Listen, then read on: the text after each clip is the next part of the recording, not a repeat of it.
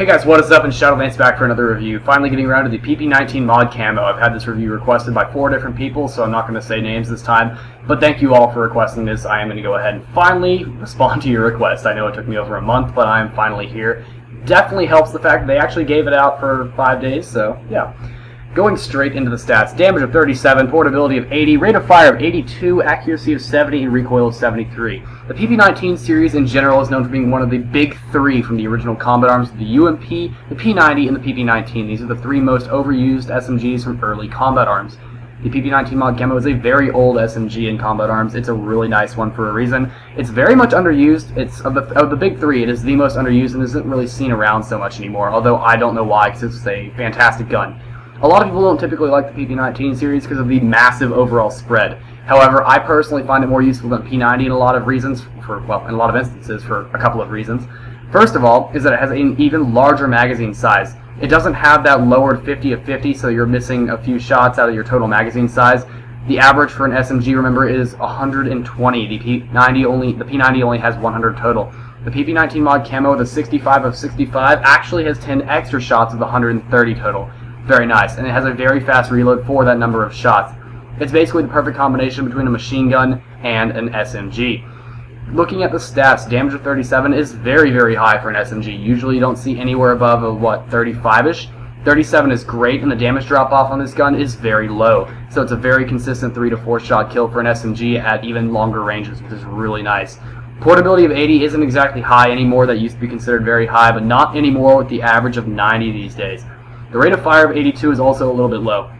The average, once again, is also 90. So we're looking at 8 points lower than the average on portability and rate of fire. That seems kind of like an ouch moment, but do keep in mind, rate of fire of 82 is still very high, and it's an average of 5 points higher than the highest assault rifle, which is an M4A1 SOP mod, and I think it's M416 CQB camo is the one that can get up to 77. So we're looking at a very, very fast rate of fire, which is nice for that kind of damage. It also helps control the recoil a bit, because the recoil is a bit hefty at a whopping 73. 73 is a huge recoil for an SMG, and it is noticeable, especially within the scope. It's not really a tap-fireable weapon, although you can obviously go that route since it has the integrated reflex scope. It's not completely impossible, but it's also not recommended. The accuracy is 70, which is a bit high for an SMG, which is also really nice. It's also up there with the P90 and the UMP with the higher accuracy range, so I do appreciate that. I'm going to be comparing this to the Scorpion's PP-19 mod and the regular PP-19 mod. The Scorpion's is a damage of 38, so 1 point increase in damage. Portability of 80 and rate of fire of 82 are the same. Recoil of 73 is also the same. However, it has a much lower recoil pattern, which makes the recoil practically non-existent.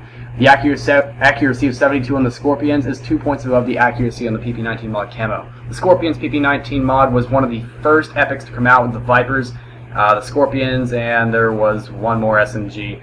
I can't think of it off the top of my head right now. But anyway, so those were the original SMGs that came out. Oh, the Maze MP7 mod, that's what it was. But, so these are the originals that really came out, and they are still really good in my opinion. The Scorpions is one of the best. In fact, if I had to choose between all of them, I would probably take the Scorpions. I find it to be a lot better, just with the damage and all. Looking at the regular PP-19 mod that you can get for NX Standard at $25 average, stats, damage of 35, which is 2 points lower than the PP-19 mod camo and 3 points lower than the Scorpions. Portability of 80 and 82 are once again the same. Accuracy of 70 is also the same as the PP-19 mod camo. And then there is also the recoil of 75, which is 2 points higher than the Scorpions and the PP-19 mod camo. And it is very noticeable. The PP-19 mod has a huge, huge, huge recoil, and the recoil pattern is not exactly great. The Scorpions has the best by far. The PP-19 mod camo just has a lower version of the regular NX variant.